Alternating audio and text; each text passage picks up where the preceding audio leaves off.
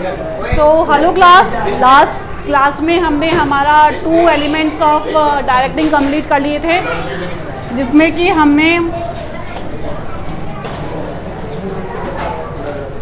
हमने motivation and supervision को complete किया था। इस क्लास में हम आगे के टॉपिक पे चलते हैं। तो third element of directing is leadership. What is leadership?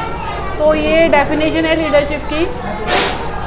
Leadership is the art or a process of influencing people so that they will strive willingness and enthusiastically towards the achievement of the group goal। तो यहाँ पे basic बात ये आ रही है कि influencing the people। Directing में, leadership में, मोटिवेशन में एक चीज़ कॉमन है कि यहाँ पे पीपल्स को इन्फ्लुएंस किया जाता है ताकि कोई भी जो ऑब्जेक्टिव हो, जो वो काम हो, विलिंगनेस से करे। विलिंगनेस मतलब अपनी ही मर्जी से। जब काम आप पे थोपा जाता है तो आप अच्छे से नहीं कर पाते, उसका एंथुसियास्टिकली नहीं करते, मोटिवेटेड होके नहीं करते। तो यहाँ पे एक लीडर, एक अच्छी लीडर की यही क्वालिटी है कि वो आपको इन्फ्लुएंस कर दे काम को विलिंगनेस एंड एंथुसियास्टिकली करने के लिए।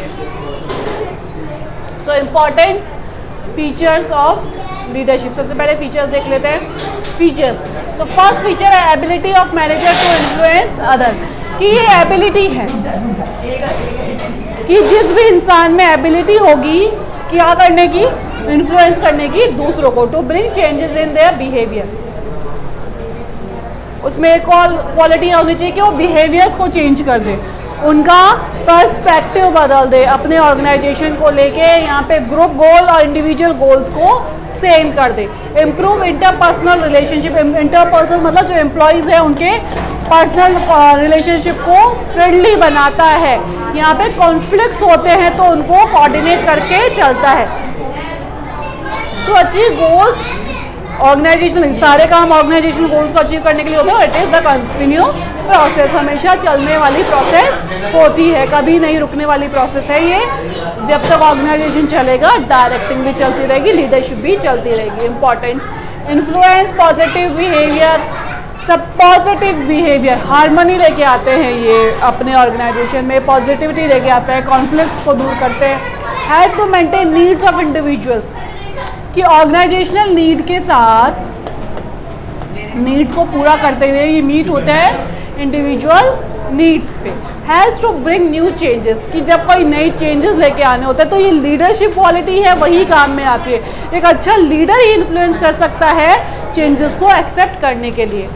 हेल्प टू सॉल्व कॉन्फ्लिक्ट्स, ये वही है कि आपका हार्मनी है, पॉजिटिव एनवायरनमेंट लेके आने के लिए। आप अगर कोई कॉन्फ्लिक्ट्स होते हैं तो उसको एक अच्छा लीडर सॉल्व करने में हेल्प करता है। What is the next topic? The quality of a good leader. तो क्वालिटी देखिए, सबसे पहले फिजिकल फीचर्स। इसको थोड़ा सा छोटा करते हैं ताकि आपके पूरे फ्रेम में आए। सो फर्स्ट है फिजिकल फीचर। देखिए कि कोई भी इंसान, आप जब आपको कुछ बात बता रहा था तो सबसे पहले आप उसकी पर्सनैलिटी देखते हैं कि हमें जो बात बताई जा रही है, जो हमें इन्फ्लुएंस करे जा रही है, जो हमें मोटिवेट करने वाला, वो खुद कैसा दिखता है। तो ये सब चीज़ें बहुत मैटर करती है। हाइट, वेट, हेल्थ, अपीयरेंस, कि हाइट होनी चाहिए, अच्छे से उसने अपनी फिजिक्स को मेंटेन करके रखा होना चाहिए, अच्छे से वेल ड्रेस इंसान होना चाहिए, तो ही आप उसकी बात मानोगे। अगर ये सारे फीचर्स उसमें नहीं होंगे तो आपको लगेगा कि उसको आपको देखने और सुनने का मन नहीं करेगा। Height, weight, health, appearance determines the physical personality of individual. It is believed that good physical features attract people. सही बात है। जब आपको फिजिकल फीचर्स अच्छे दिखते हैं, एक वेल मेंटेन इंसान, एक अच्छी पर्सनैलिटी दिखती है, तो आप उसकी बात सुनने भी पसंद करोगे। नॉलेज, ऑफ कोर्स, जो आपका सुपीरियर है, जो आपका लीडर है, उसको आप काम की नॉलेज आपसे बेटर होगी, तभी वो आपका लीडर बना है। वो आपको गाइड कर पाएगा, वो आपको इंस्ट्रक्शन दे पाएगा। जब उसके पास नॉलेज होगी तो a good leader should have required knowledge to competence. Only such person can instruct subordinate correctly and influence them. जब तक उसके पास नॉलेज नहीं होगी तो आपको करेक्टली इंस्ट्रक्शंस भी नहीं दे सकता। इंटेग्रिटी, इंटेग्रिटी का मतलब क्या है? A leader should possess high level of integrity and honesty. जो जिस भी ऑर्गेनाइजेशन में वो काम कर रहा है, उनके जितने भी एम्प्लॉयज़ हैं, जितने भी उसके सबऑर्डिनेट्स हैं, उनके साथ में वो क्या रहे? ऑनेस्ट रहे। He should be role model to other regarding the ethics and values. वो अपने ethics and values के लिए रोल मॉडल रहे, दोनों पर्सपेक्टिव में, दोनों सब्जेक्ट में, चाहे से ऑर्गेनाइजेशन सब्जेक्ट हो या फिर एम्प्लॉय सब्जेक्ट हो, दोनों में अपनी इंटेग्रिटी दिखाए, ऑनेस्टी दिखाए, दोनों की बातें दोनों को अपने गोल्स अचीव करने में हेल्प करें। इनिशिएटिव, किसी भी काम को करने का पहला कदम जब लीडर उठाएगा तो साथ साथ उसके सबऑर्डिनेट भी आ जाएंगे। तो ये इनिशिएटिव होना चाहिए कि एक्शंस को इनिशिएट सबसे पहले लीडर खुद करेगा तो साथ साथ में सबऑर्डिनेट भी करने लग जाएंगे। और leader should have courage and volunteer to achieve task, ठीक है, उसमें करेज होना चाहिए, वॉलंटियर करना चाहिए। वो खुद ही ऐसे बैठ जाएगा कि नहीं ये तो नहीं हो पाएगा तो ऑफकोर्स वो होगा भी नहीं। कम्युनिकेशन स्किल्स बहुत अच्छी होनी चाहिए। देखो जितने भी 4 एलिमेंट है सब में जो है वो ये जरूर आएगा कि अच्छा लीडर, अच्छा सुपीरियर वही है, मोटिवेशन अच्छा वही कर सकता है, मोटिवेट अच्छा वही कर सकता है जिसकी कम्युनिकेशन स्किल्स बहुत अच्छी है। और अच्छी कम्युनिकेशन स्किल्स के लिए एक बहुत ही अच्छी क्वालिटी होना जरूरी है कि you should be a good listener, कि अगर आप अच्छा सुनते हैं तो आप अच्छा बोल पाएंगे। He should have the capacity of clearly explain his idea and make the people to understand his idea. Capacity to clearly explain. तो सबसे अच्छी बात क्या है कि आप जो बात डिलीवर कर रहे हैं वो उसी पर्सपेक्टिव में डिलीवर करिए कि लोग उसको समझ जाए और अंडरस्टैंड कर सके।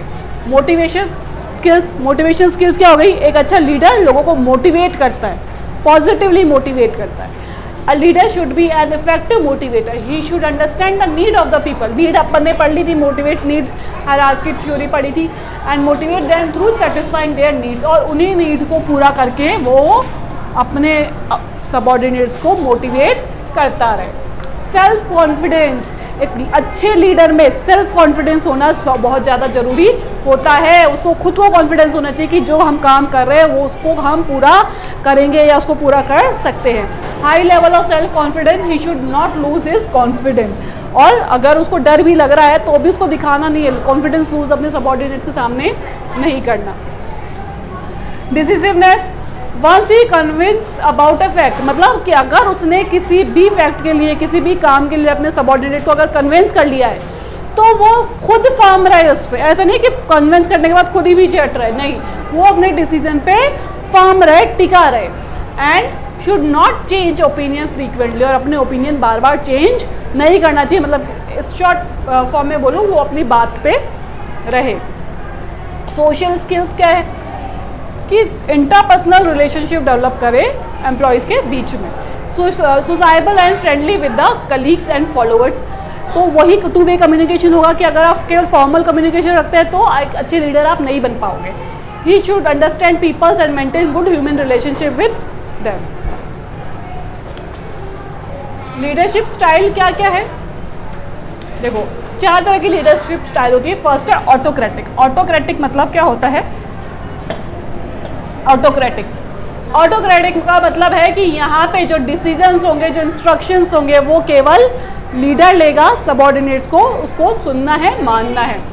डेमोक्रेटिक नेम से समझ में आ रहा है कि यहाँ पे डिसीजन मेकिंग में हेल्प ली जाएगी, सबऑर्डिनेट्स की बातें भी सुनी जाएगी। लेजिस फेयर्स का मतलब होता है कि यहाँ पे डिसीजन मेकिंग पूरी की पूरी सबऑर्डिनेट्स के हाथ में देती है कि आप अपने अकॉर्डिंगली डिसीजन ले लो। और ब्यूरोक्रेटिक का मतलब होता है यहाँ पे जो बुक में लिखे गए रूल्स और रेगुलेशंस है, जो प्रिंसिपल्स है, उसके अकॉर्डिंगली डिसीजन लिए जाएंगे और कोई भी ना हाई अथॉरिटी लेगी ना लोअर अथॉरिटी लेगी। So the last topic communication, and very important topic कि कम्युनिकेशन होता क्या है। Communication refers to the process of exchange of ideas between or among the persons and create understanding। तो communication का मतलब है अपने ideas शेयर करना, अपनी बातें शेयर करना लोगों के बीच में। और create understanding मतलब केवल ideas ही शेयर नहीं करने, उन ideas को समझाना भी है। वो आइडिया सेम उसी अंडरस्टैंडिंग में समझे जैसा कि आपने उनको भेजा था, तो कम्युनिकेशन को माना जाएगा। Communication is transfer of information from the sender to the receiver. Sender क्या होता है, रिसीवर क्या होता है, आगे हम टर्म में समझेंगे। With the information being understood, अब यहाँ पे भी ये बात बोली गई है कि कम्युनिकेशन को पूरा तभी माना जाएगा जब वो इंफॉर्मेशन क्या कर ली गई है, अंडरस्टूड बाय द रिसीवर। देखिए ये प्रोसेस ऑफ कम्युनिकेशन है। तो यहाँ पे 2 पर्सन होते हैं, एक सेंडर और एक रिसीवर। सेंडर कौन होता है? जिसके दिमाग में कुछ आइडिया आता है, ठीक है। सेंडर के दिमाग में क्या आया? Sender has idea. उसने उस आइडिया को क्या करा? एनकोड। क्या करा? आइडिया को एनकोड मतलब कि किसी भी लैंग्वेज में कन्वर्ट करा, लिखा, बोला, कुछ तो किसी भी वे में तो चैनलाइज तो करा होगा। जब उसने चैनलाइज करके मैसेज को भेजा तो किसको मिला? रिसीवर को मिला। रिसीवर ने मैसेज को क्या करा? डिकोड करा। डिकोड मतलब, एनकोड मतलब ये मान लो कि सेंडर ने मैसेज लिखा इंग्लिश में, रिसीवर को इंग्लिश समझ में नहीं आई, उसने उसको ट्रांसलेट कर दिया हिंदी में, तो एनकोड और डिकोड इसको कहता है, मतलब अपनी अंडरस्टैंडिंग से उसको समझ लिया। अब वो क्या देगा? फीडबैक। अब इसमें दो चीजें हैं कि मैसेज एनकोड और डिकोड करने में एक चीज क्रिएट हो सकती है, उसको क्या कहते हैं? नॉइस। और noise is a barrier to communication, जहाँ पे कम्युनिकेशन इंटरप्ट हो जाता है, जहाँ पे बोला जा रहा है वो समझा नहीं जा रहा, या फिर समझ कुछ और ही गया, बोला तो ऐसा गया ही नहीं था। चलो इन टर्म्स को समझने की कोशिश करते हैं क्या क्या होती है। तो सबसे पहले सेंडर। सेंडर कौन होता है? अभी हमने पढ़ा sender has a idea. Sender वो है जिसके दिमाग में आइडिया आता है। Sender means the person who convey his thought और idea to the receiver. Message, message is the context of idea, मतलब जिस कॉन्टेक्स्ट में वो आइडिया लिख कर बोल कर भेजा गया उसको क्या कहते हैं? Message. Feeling, suggestion, order etcetera intent to be communicate. Encoding, it is a process of converting the message into communication, कि जब उस मैसेज को एक कम्युनिकेशन, एक पूरे फॉर्मल वे में लिख कर भेजा जाता है तो उसको क्या बोला जाता है? Encode. Symbol such as words, pictures, gestures, ये सब इसमें इंक्लूड करे जाते हैं एनकोड करते वक्त। कि बुक में जब आपको एक चैप्टर है, उसको एक वर्बली भी समझाया जा सकता था, लेकिन उसको आपको क्या करके दी? एनकोड। उसमें मैसेज है, उसमें टेक्स्ट है, उसमें वर्ड्स है, उसमें पिक्चर्स है, वो आपको दे दी गई, वो एनकोड है। आपने वो बुक पढ़ी और आपने उससे जो समझा वो क्या हो गया? Decode. Media, it is a path through which encoded message send. किस किस तरह सेंड किया जा रहा है? किसी पियोन को देके सेंड कर दिया, मेल के थ्रू सेंड कर दिया, किस चैनल से सेंड करा जाता है? रिटर्न है, फेस टू फेस बोल दिया गया, फ़ोन कॉल्स में कर दिया गया, इंटरनेट में मेल के थ्रू भेजा गया। डिकोडिंग क्या है? It is a process of converting encoded symbol to the sender. Converting मतलब अपनी लैंग्वेज में, अपनी अंडरस्टैंडिंग में मैसेज को कन्वर्ट करना। रिसीवर कौन है? The person who receive communication, जिसके पास मैसेज आया वो रिसीवर हो गया। Feedback, it include all those action of receiver indicating that he has received and understood the message. Feedback का मतलब ये एक इंडिकेशन है कि जो रिसीवर है उसने मैसेज रिसीव कर लिया है और उसने समझ लिया है। नॉइस, अब यहाँ पे देखो कई बार एग्जाम में आ जाता है एनकोड, डिकोड और noise. Noise means some obstructions and hindrances to the communication. These hindrances may be caused to the sender, message और receiver. तीन जगह पे हो सकता है कि सेंडर, या तो सेंडर ने जब मैसेज एनकोड करा तभी आ गया नॉइज, मैसेज में आ गया, या फिर रिसीवर के पास में आ गया, जिससे कि मैसेज में हिंड्रेंसेस हो गए, इंटरप्शंस हो गए। Important of communication. क्यों कम्युनिकेशन बहुत ज़्यादा ज़रूरी है? फर्स्ट है, it help in coordinate between all department, कि जब अच्छे से कम्युनिकेट करके सारे डिपार्टमेंट चलेंगे तो कोऑर्डिनेट होके वर्क करेंगे। ठीक है ना? जैसे कि मैंने आपको फर्स्ट चैप्टर में आपको कोऑर्डिनेशन की डेफिनेशन दी थी कि दो लोग ट्रैक बनाना स्टार्ट कर रहे हैं, एक इधर से और एक इधर से, लेकिन उनके बीच में कम्युनिकेशन का लैक था। ठीक है? उन्होंने रेलवे ट्रैक बनाना स्टार्ट करा, वो कम्युनिकेट नहीं कर रहे थे, तो उन्होंने काम तो करा, एफिशिएंसी से भी करा, इफेक्टिवनेस से भी करा, टाइम पे भी कर दिया, कम कॉस्ट में भी कर दिया, लेकिन विदाउट कम्युनिकेशन काम कैसे हो रहा है? यहाँ पे लैक ऑफ कम्युनिकेशन दिख रही है कि एक ट्रैक को अलग ही जगह पे लेके जा रहा है और दूसरा अलग ही जगह पे लेके जा रहा है। तो यहाँ पे क्या बोला जा रहा है? कोऑर्डिनेशन में कम्युनिकेशन बहुत हेल्प करता है। अगर बेटर कम्युनिकेशन होगी तो कोऑर्डिनेशन तो अपने आप ही क्रिएट हो जाएगा। Help in smooth working organisation through interaction. Smooth working organise, बातचीत करते रहेंगे तो जो वर्किंग जो होगी वो हमारी स्मूथली चलती रहेगी, कोई भी प्रॉब्लम नहीं आएगी। प्रॉब्लम आएगी तो हम उसी बात करके उसी टाइम पे सॉल्व कर सकते हैं। Help in providing information for decision making. ठीक है? डिसीजन मेकिंग जो करते हैं टॉप मैनेजमेंट, उनको इन्फॉर्मेशन प्रोवाइड करने में कौन हेल्प करता है? Communication. Promote managerial efficiency and quick effective performance. Managerial efficiency मतलब कि मैनेजर, एक अच्छा मैनेजर वही है जो अपने सबऑर्डिनेट से कम्युनिकेट करके चले, उनको जो प्रॉब्लम आ रही है उसको उसी टाइम पे सॉल्व कर दे, तो वो इफेक्टिव मैनेजरियल एफिशिएंसी करने में सक्सेसफुल रहता है। Help to build good leadership and interact with team member. Leadership, एक अच्छा लीडर वही रहेगा जो अपने सबऑर्डिनेट से कम्युनिकेट करेगा, बात करेगा, तो लोग उसी से ही इन्फ्लुएंस होंगे। बूस्ट मोरल एंड मोटिवेशन, तो मोटिवेशन बूस्ट करते हैं कम्युनिकेशन से ही। मोटिवेशन, जब बात करोगे तभी मोटिवेट करोगे ना, ऐसे थोड़ा ना ले जाके चेक पकड़ा दोगे चलो मोटिवेट हो जाओ और काम करो। यस, अब ये देखिए 2 तरह के कम्युनिकेशन होते हैं, कौन कौन से हैं? फॉर्मल और इनफॉर्मल। तो फॉर्मल कम्युनिकेशन का एक वे होता है, एक चैनल होता है जिसमें ही वो चलते हैं। जैसे कि देखो, formal communication refer to all official communication that flow through official channel in form of orders, memos, appeals, notes, circulars, agendas, minutes। तो orders, memos, appeals, note ये सब फॉर्मल उसमें जाता है, कम्युनिकेशन में जाता है, जो टॉप टू बॉटम ही जाता है। ये वाला कम्युनिकेशन सुपीरियर करता है सबऑर्डिनेट से। पैटर्न नेटवर्क क्या क्या है इसके?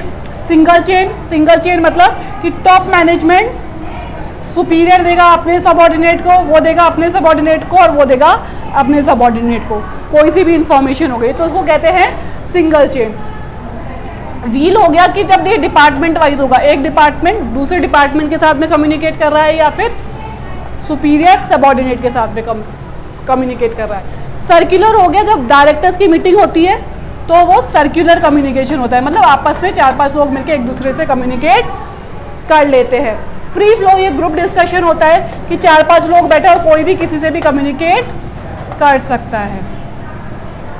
ठीक है, अब आ जाते हैं हम इनफॉर्मल कम्युनिकेशन पे कि यहाँ पे कोई बैरियर्स नहीं है, एक बहुत से लोगों से बात कर सकता है, बहुत से लोग एक इंसान से बात कर सकते हैं।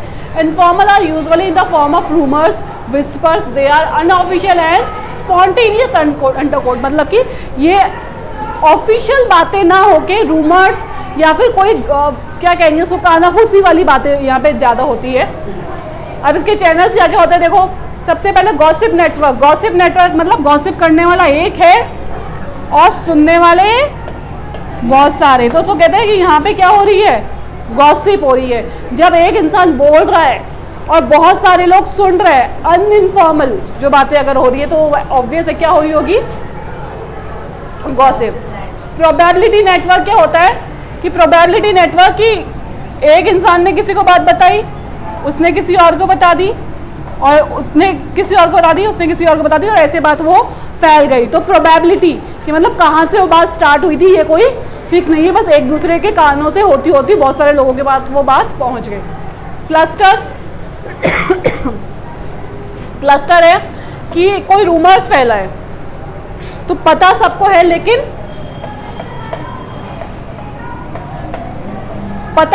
लेकिन इसमें कॉज नहीं पता कि वो स्टार्ट कहाँ से हुआ था। ठीक है, अब यहाँ पे है barriers to communicate.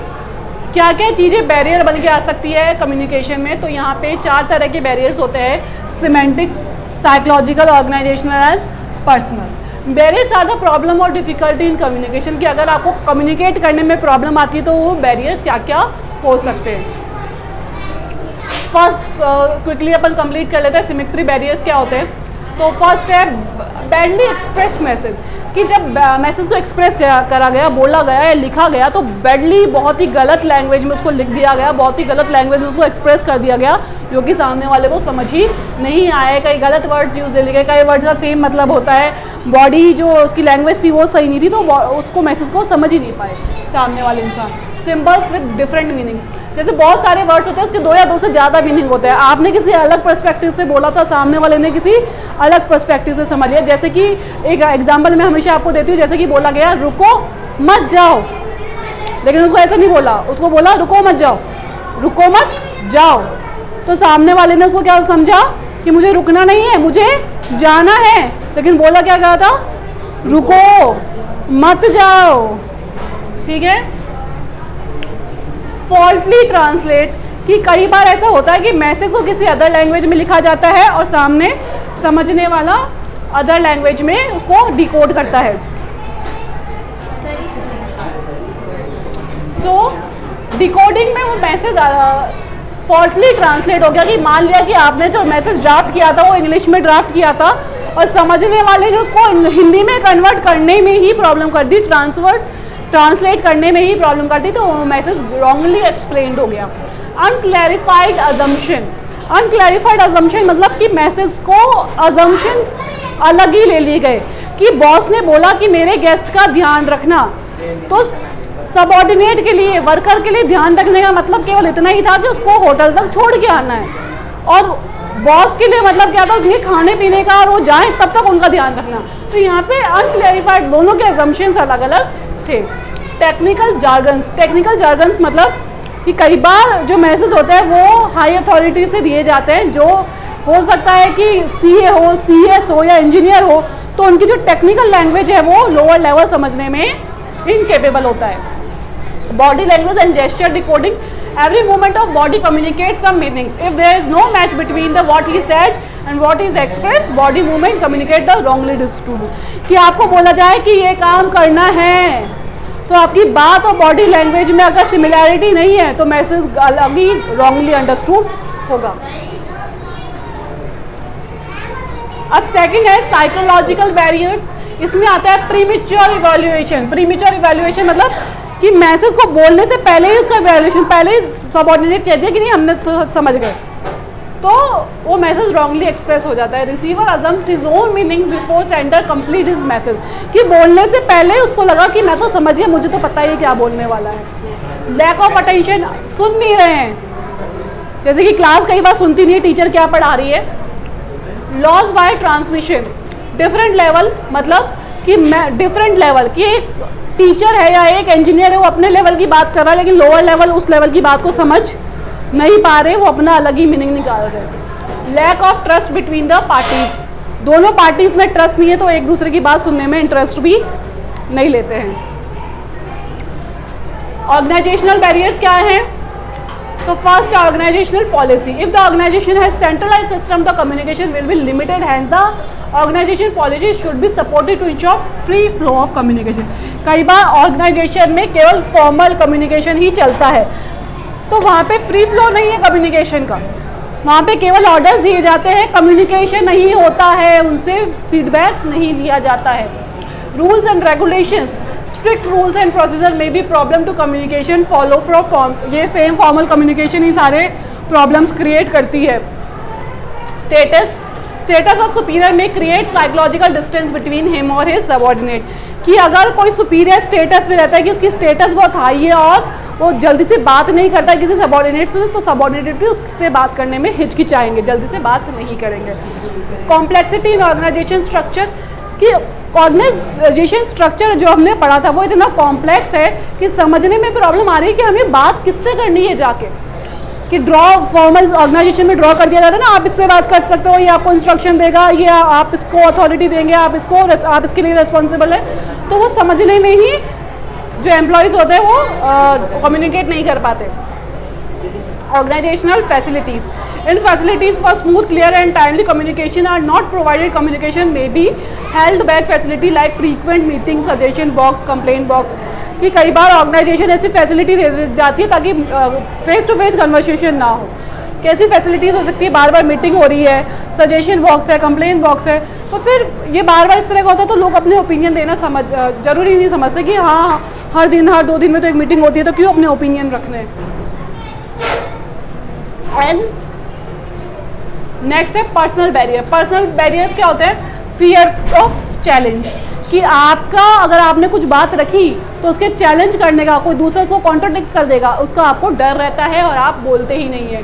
Poor confidence, की कई बार आपको पता है आप सही बोल रहे हैं, आपको पता है इसका आंसर क्या है, लेकिन आप में कॉन्फिडेंस की कमी है और आप बोल ही नहीं पाए। नॉट विलिंग टू कम्युनिकेट, आप चाहते ही नहीं है बात करना।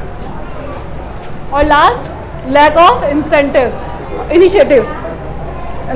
ठीक है, तो कि आप इंसेंटिव्स नहीं है, मतलब आपको कुछ ये सोच के रुक जाता है कि हमें इसके बदले में क्या मिलेगा, हमें हमारा एडवाइस देने के बदले में क्या मिलेगा, ठीक है, हाँ, तो आप उसके लिए कम्युनिकेट नहीं करते। तो ये हमारा चैप्टर कंप्लीट होता है डायरेक्टिंग। आई होप आपको ये समझ में आ गया होगा, तो आप इसकी प्रैक्टिस करिए और नेक्स्ट जो चैप्टर है कंट्रोलिंग उसके लिए रेडी रहेंगे।